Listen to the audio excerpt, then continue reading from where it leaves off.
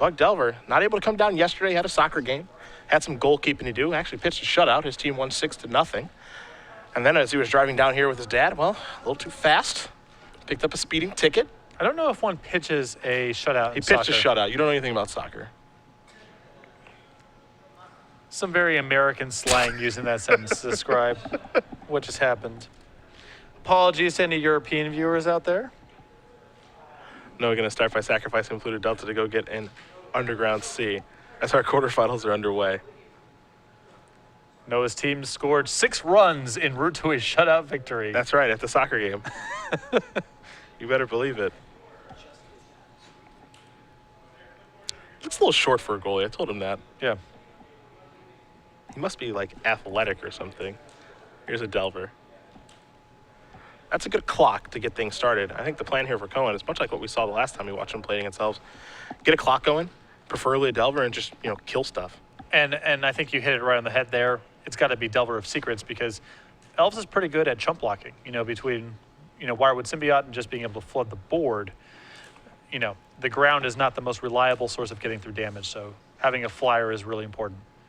See Medanic can get set up here on the first turn of the game. It'll be a Deathrite Shaman. Plenty of lands down there to remove, too. But a Daze is going to take care of that. I want to slow it down. Delver's going to flip. Cohen reveals a Ponder. So at least 3 damage is going to be coming across here over to Steve's side of things. But so far, an excellent start for Noah. And this matchup also very play-draw biased, as you are seeing with the start from Noah. It certainly feels that way, right? Much worse on the draw. He's going to cast a Ponder here, consult the grip, see what he wants to do with things. Of course, when we do have updates for you guys on other matches, we will bring them to you. This play has been underway. So Noah here looking at a hymn and 2 lands, just trying to determine if he wants the hymn. It appears he does. Does have the opportunity to shuffle one of those lands next turn. Hymn to Torak. Not bad against Elves. Some games, Elves kind of plays like a Storm deck where it has Glimpse and needs a lot of tools. Some games it plays closer to Sneak and Show where it's A+B, Natural Order, and some mana. Cohen going to draw a card. You see Medanic on the last turn just played 2 copies of Wirewood Symbiote. 3 damage is going to come across in the air here for Cohen. Medanic is going to go down at 13. Cohen will sacrifice the Wooded Foothills. He knows there's a bio on top of his deck, so that's what he's going to search for. A little shuffle action here. I think we might see a hymn. Yep, and a good way to follow up the days on the Deathrite Shaman here, trying to just strip Stephen low on resources.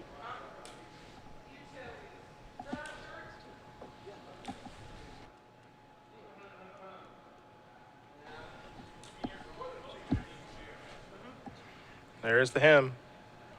So 2 cards are going to be leaving here. Or should I say 1 is staying? Yes. Glass half empty, half full. Be optimistic. Yeah. Steve gets to keep a card. He does. It's very generous of Noah. It is quite nice. He got to keep it by you, I believe. Here's an attack for 2, maybe from the insects. Steve giving it some thought here. Yep, there's your attack. Going to go down to 16. Medanic does have a copy of Green Sun Zenith. He's going to cast it for 2. That's going to resolve. So it wouldn't be a surprise to see Elvish Visionary show up now. And if there's any response that the alt deck has to this kind of opening from Noah, it's where you're seeing right now. Trying to set up Elvish Visionary plus Wirewood Symbiote, draw a bunch of cards, try to recoup some of the lost resources. Cantrip. Medanic will pass the turn back. Cohen does have a copy of Abrupt Decay in his hand. You see the Tarmogoyf as well. Draws a copy of Verdant Catacombs. There's an attack for 3. Yet again from the insect. Medanic down to 10.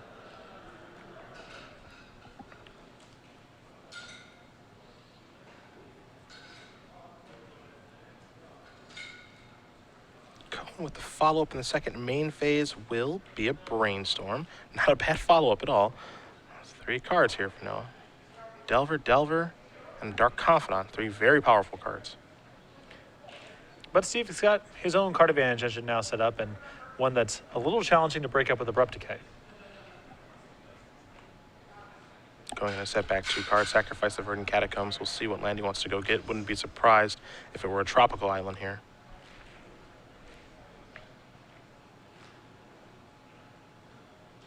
Gonna mix up those altered Tarmogoyfs.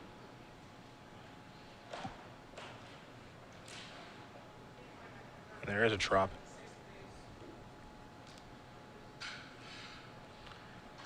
I'm actually not a huge fan of getting a trop here, as he has multiple double black spells in his deck, Okay, but no double blue or double green spells. sure. He's got him, he's got Liliana. This is a small thing, but the instinct is to spread out your dual lands to make yourself wasteland proof. It's not that kind of matchup here, so I'd rather make sure that I'm never bottlenecked on black mana. Goyf is the play. I want to see the size of this thing. We know there's a creature, an instant, and a land in the graveyard. I think it might be only a 3/4 right now. It looks to be a 4/5. Yeah, there's Brainstorm plus Ponder plus a creature plus a land. Plus a land, sure. Visionary coming in. Little can tripping. Medanic trying to rebuild after his hand got destroyed. He's doing a pretty nice job of it. He's picked up a glimpse. Wirewood as well. There's a Misty.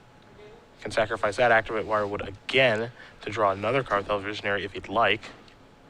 It's really rough on Steve that he lost Gaia's Cradle to that Hymn of Torak a couple turns ago, because he would be able to go really crazy with a Glimpse in hand plus the Visionary plus the Symbiotes. Abrupt Decay has been found. Cohen going to serve in here. But down to 7. I'm surprised Noah didn't bother sending in the Tarmogoyf. I guess he's on pure, try to block as much against a theoretical Craterhoof Behemoth as possible. But it feels like if you send in the Tarmogoyf there, Steve may block, try to bounce the Visionary, and then you may be able to use a removal spell of some sort. Yeah, you'll be able to use a removal spell on the Wirewood. You're never really going to be able to catch the... you're not going to be able to catch the Visionary at any point. Sure. Because with the Wirewood, part of the activation is returning a creature to your hand. So you're going to be able to snag that, but getting those Wirewoods off the board, I think, might be a little more important than Noah's giving it credit for. Like, I would rather play one Delver and leave up Abrupt Decay. I would feel safer doing that. And the second Delver. Because it's either lethal or it's not the same way. And now you walk into a pretty scary turn here. There's 2 glimpses. Now here's an Elvish Visionary, so it's going to be drawing 3 cards. I mean, if there's a Cradle here, amongst these top 3 cards, Steve can start doing some real damage. And he's going to pick this up, untap that. There's a green mana. He's trying to give himself the best shot to draw a Cradle. 2 draws. Don't think he's found one yet. He's already used that one, so he gets the opportunity to use another one. Yep, return this, untap the Dried Arbor, tap it. Maybe Wirewood's the choice. You're gonna go with the Ranger, okay. 2 more cards. Let's see if you can find a Cradle. Cradle's the best one. Gataxian Probe, okay. See 2 decays. Nothing. Yep. Medanic's down to 4. This has got to be the turn. Doesn't look like a Cradle just yet. Corinne Ranger, pick up a force, untap the Dried Arbor. Still has not played a land yet. There's a Wirewood. Peel 2. No Cradle yet. Activate this, pick up that, untap this, replay that. 2 more cards. 2 copies of Llanowar Elf. Pick up this. Untap that. He knows the mechanics. Yep. Still hasn't played a land. You have to imagine he's hoping it's Cradle. Peel 2 more. Hit 1. Oh, there it Hit is. 2. There's a Cradle. He's going in overdrive now.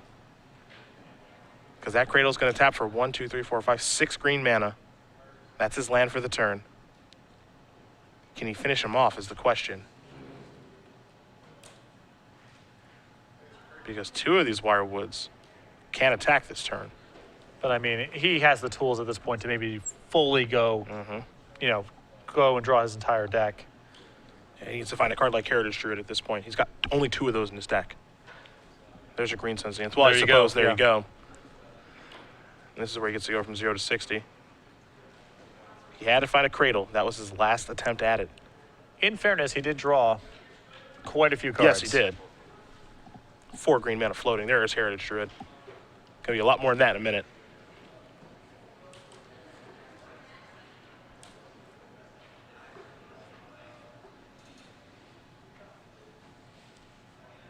Does have the ability to cast another Glimpse of Nature if he wants.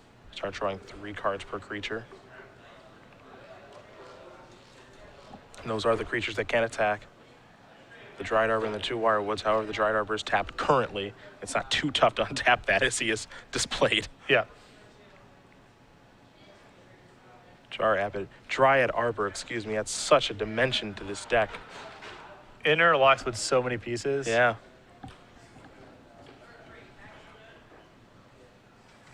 That's one thing here from Medanic. You saw, he knew exactly what he was trying to accomplish up until getting the Cradle. He looks a little unsure of himself. He hasn't found a natural order at this point. Well, step 1 was the easy part, which is Cradle or bust. Now that he's here, he needs to figure out what the most efficient way is to try to maximize his chances of winning the game this turn. It's going to be another Zenith. The Zenith can be for 1. Nettle Sentinel is what he's going to go grab. 2 mana floating now. And you had to imagine that if Noah had access to an Abrupt Decay during all of this, that something could have happened here. Because Steve just barely got to that Cradle. So here's 3 green. He's up to 5, down to 4. Untap the Nettle Sentinel. Peel 2.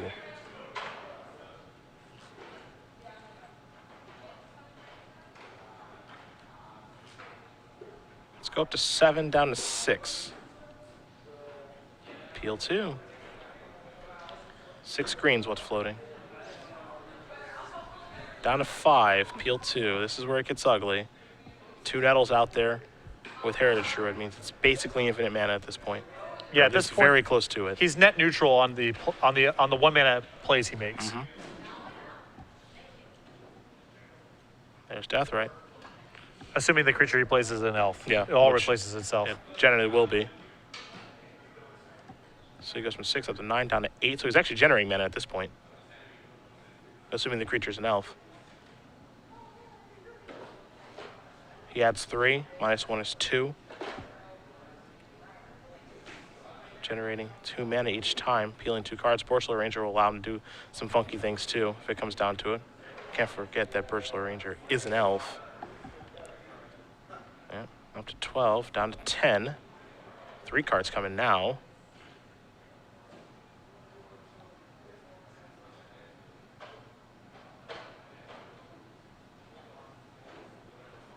He's going through that big old hand. There's a Zenith for a whole bunch. Xing equal 8. 8 is great. So let's see here. Is 1, 2, 3, 4, 5, 6, 7, 8, 9, 10, 1, 2, 3, 4, 5, 6, 7, 8, 9, 10, 11, 12, 13 mana. So plus, it's a lot. Oh, you don't have an exact number for me, scientist. Well, it's, not super important. It's well past lethal. I'm inclined to agree with The you. Tarmogoyf on defense here is not going to provide much help. Yeah, these are the creatures that can attack. They're gigantic, and that is going to do it. Steve Medanic is going to win this game over Noah Cohen. And you can see Noah trying to figure out where he made a mistake. The look on his face. I think it was the inability to hold up that Abrupt Decay mana. Yeah, so it was for 45. It was for 52, I guess his attack was. Not impressed, truthfully. Going to take a lot more than that to impress me this evening. Well, there you go. Tough crowd. It's a tough crowd. I'm sorry. Shots fired. You better believe it is. Back here to the booth is where we're going to go. It's trivia time. We're going to ask a real doozy of a question right here. You got the rules. I got the question. Cedric will ask you a question in a moment. Tweet your answer at SCG Live, hashtag SCG Premium. Of the correct responses, one will be selected for 3 free months of Star City Games premium content. And please keep in mind that this giveaway is run at the sole discretion of StarCityGames.com and that Twitch TV is in no way affiliated with giveaways on its stream. There's a sweet gold creature in Steve Medanic's deck that he can natural order for. I'm pretty sure. Yeah, I mean, Deathrite Shaman is a multicolored creature, but this is a gold creature. I think once you take a look at his deck list, you'll know exactly what I mean. It's a 6/6. That's my hint. If you can name it, hashtag the answer with the hashtag SCG Premium. Make sure you're following SCG Live, and we will announce the winner at the conclusion of our quarterfinal round as we do head back to the match and take a look at the sideboards now. You will see that Noah Cohen does have 2 Grafdigger's Cage, a Tombstalker, Diabolic Edict, 3 copies of Disfigure, 2 Flusterstorm, 2 Golgari Charm, Crossing Grip, Spell Pierce, Medanic Click, Thoughtseize. Gotta love the charms and the disfigures. I think most of the disruption here, whether it's, out of Steve's hand or creatures in play, Noah's going to want all of it. So the 2 copies of Grafdigger's Cage, very good against Natural Order Green Sun Zenith. The 3 copies of Disfigure and the 2 Golgari Charms, very efficient removal. I think the Vendilion Click and the Thoughtseize are also reasonable here. I think Diabolic Edict may be a little too low in impact, but with Noah on the play, it's more justifiable than if he's on the draw. Medanic has 4 copies of Blood Moon, 3 Abrupt Decays, a Progenitus, 3 Cabal Therapy, a Natural Order, and 3 copies of Thoughtseize. A much different sideboard than we're accustomed to seeing in the hands of someone like Ross Marion, but those Blood Moons play a huge role in this matchup. I really like setting in all 4 copies of Blood Moon because Noah's deck ceases to function if it enters play. I don't know if Steve is going to want to bring in the discard spells as well. He could try to convert into just a force through Blood Moon plan. But I don't think he's going to want to dilute that much of his combo. I think he'll just bring in the Blood Moons. If it resolves, sweet. And if not, that's fine. He can still win in much the same fashion we saw in Game 1. And just the threat of it is something that Cohen has to be scared of at this point. When he's sideboarding, of course, both players get to look at each other's deck lists, and that's a really big deal. But, for Cohen, he might have to sideboard a little bit differently than he normally would, seeing that those 4 Blood Moons are there, even the lands that he searches up. Well, I suppose they can't be too much different because he doesn't have basics, but it'll definitely change the way he has to play the game. For example, on turn 2, you're on the draw. Are you going to tap out for that Tarmogoyf, or are you going to be holding over Abrupt Decay mana? Mm-hmm. That's a huge cost to pay if you are leaving up Abrupt Decay, but if Noah elects not to, then he just loses the game outright to Blood Moon. So it's a challenging squeeze he's being put in. And Steve also playing with 4 copies of Gitaxian Probe to know if the coast is clear. Yep, definitely true. Should be kind of interesting. Do like Probe in this deck a little bit. It may have helped him get there on that last turn. It's funny, it did actually, because it was a 0-mana cantrip. Yeah. The last card he drew was Cradle. It's funny because this is one of the very few decks in Legacy where I would question having Gitaxian Probe because the deck wants to be very elf dense and so forth. You'll come around. I came up to Steve after his feature match that he won, and we were talking for a little bit about the match he just played.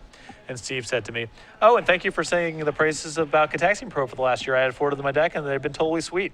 So there you go. I may have had a hand in it, even though I'm not 100% sure I believe in it. Other matches for you guys very quickly. Our 1 seed Al Carabel playing Esper Stoneblades against Joe Bernal. That's our 8 seed playing Blue White Red Miracles.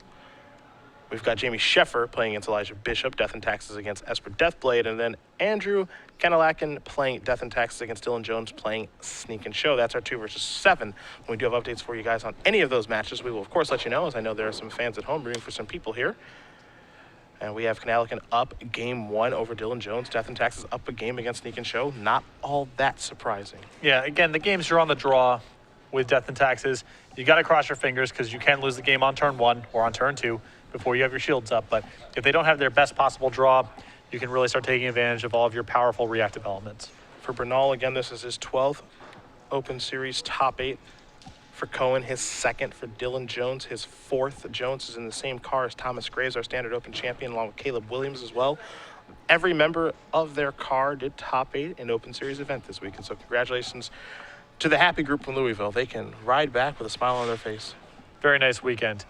I like, it's sort of cool to add Blood Moon to the sideboard of Elves. If you watch Ross play, for example, a lot of the discard spells, the Abrupt Decays, they're purely reactive. They're sort of trying to fight what the opponent does. Blood Moon gives Steve the option to just cheat a whole class of matchups where he no longer has to be reacting to what they're doing, but rather they had to react to what he's doing in the post-board games.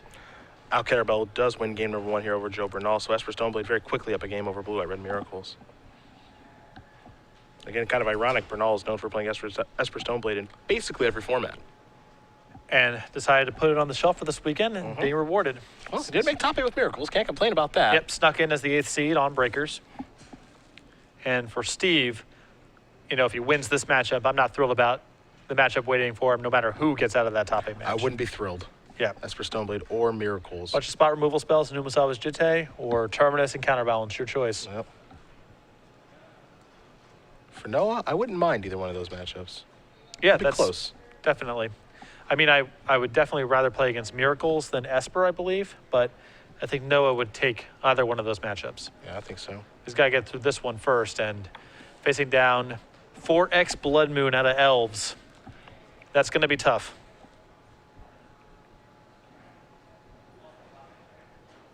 Cohen, a player who's starting to travel to a lot of Open Series events, though. You can definitely tell. Loves Magic. I think his dad is the one who owns Nerd Rage Gaming. Yep, very supportive. Yep. His dad's actually there behind Steve, if you guys can see him with the hoodie on, watching his son do battle. It's pretty awesome to see now. Very supportive of his son's athletic and magic-related activities. I think more supportive of the Magic, since he does own a game store, after all. And I've never watched him play, but I believe Noah probably has more of a future in professional Magic than in professional soccer. He's getting pretty good. Yeah, he's getting pretty good. He's young. He's always kind of looking to learn, see what mistakes he made. It's definitely fun to watch. He's a pretty young kid, though. I think he's either 16 or 17. Very composed. Yeah. Misty Rainforest is what Medanic will sacrifice. It's a forest that he will go get. Not surprising to see him get a basic, given that he does have Blood Moon in his deck after sideboard, we presume. Wirewood Symbiotic card that caused a lot of trouble in the last game has shown up to the party. And a good rule of thumb for playing against elves is kill this thing. Yeah, here's a Brainstorm. 2 and 3. You saw Brainstorm, Ponder, and a Bayou are the cards that are drawn. One card goes back. We'll make it 2. And the second one is what Cohen will draw. So Polluted Delta has been added to the grip. This is a Ponder, so a lot of setup here for Noah so far. See Flusterstorm on the cards he's looking at. Looks like the third card is a Disfigure, potentially. I am not thrilled with bringing in Flusterstorm in this matchup. I don't love it. I feel like a lot has to go right for it to be good. Yeah, it's going to have its moments. But the fight is primarily over creatures and over Blood Moon, and Flusterstorm provides resistance against neither. It will have moments, particularly against Natural Order. Green Sun Zenith early on in the game, but pretty big risk that card does very little. Gonna take the Disfigure. Polluted Delta is the land that's played. Gonna pass a turn back. Situation here for me, don't get too cute. Wirewood caused a lot of trouble in the last game. He will take one, it looks like. Does not appear that Blood Moon is in Steve's hand. There's Cradle. There's a Deathrite. Looks like that's gonna resolve. Now there's an Elvish Visionary. Draw a card. And now Blood Moon's there. There it is. We'll sacrifice this right away. Now, it does appear that Noah has Force of Will in hand. But it says a lot about the value of the sideboard card that the worst case scenario for Steve is it trades with a counterspell. And another card. Yeah. Best case scenario is Noah's picking up his cards and extending the hand. Bayou's the weapon of choice.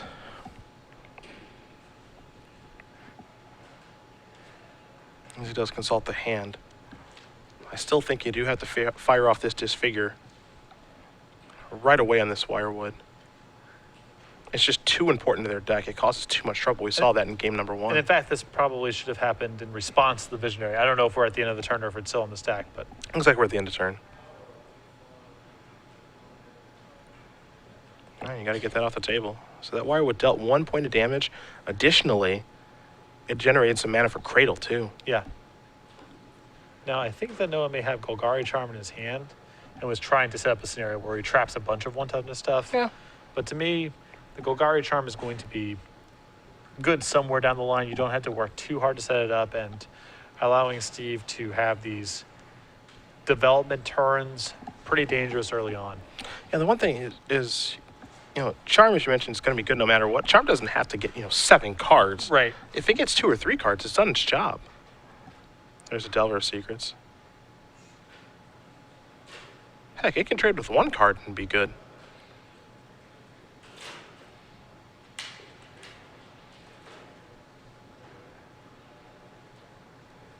See what Medanic wants to put together here on his 3rd turn. Cradle can provide a lot of mana. There's a Virgin Catacombs. Oof, oof, Whoa, slow down. There we go. Nettle Sentinel. Steve almost misclicked there. be Blood bad. Moon, huh? All right, Nettle Sentinel resolves. Yeah. Now, I don't think that Noah has a blue card. I don't know if he has a blue card, yeah. Steve gonna sacrifice this Verdant Catacombs. If that's the case, Steve gets a pretty quick win here, Yeah, probably. I'm looking at Golgari Charm, Force of Will, Dark Confidant land, I think. Deathrite's gonna remove. I have a feeling he said red. Yep. Cradle for 3. Blood Moon. Yeah, and he's going to There it extend the is. hand right there. Steve Medanic's going to win this match over Noah Cohen. 2 games to 0. Elves is moving on to our next match. It doesn't look like it's going to be an easy one there for Steve, but that Blood Moon in the sideboard ended up playing a huge role, and for him, semifinals is where he's headed. Yeah, it's, Steve with his setup post board, you can see the kind of look on his face. Yep, this is what it does. Yep. It's not any part of the Elves' primary game plan, but there's enough decks in Legacy that just fold to it if your opponent's not expecting it. Noah had full information on the deck list, too. It's not like he got caught off guard in the sense that he didn't see it coming. I'm sure Steve got all sorts of opponents over the course of the day that had no idea this was part of his deck whatsoever. And you just get to cheat a lot of matchups in Legacy. We see it all the time, usually in these Imperial Painter lists and so forth, but Steve incorporating in Elves and gets kind of a free pass to the semifinals as a result of having it in his deck. Yeah, some slight missteps there from Cohen in that game. Don't really love the way he played game number 2. The disfigure, just the timing of it after Wirewood gets a little bit of an advantage there, and just trying to build up to a large crescendo with Golgari Charm. I think that Noah, kind of in this macro sense, understands what the matchup's about, but in a micro sense, failed at the execution of certain things. Yeah. But that's a learning experience, Legacy is a very complicated format, and you just have to get the reps in. Yeah, you see he's kind of showing exactly to Steve what he sideboarded in and out, all that good stuff. So does get the opportunity to learn from this loss against Elves, even though he did beat it once in the day, but this is a much more different Elves deck than we've seen. 4x Blood Moon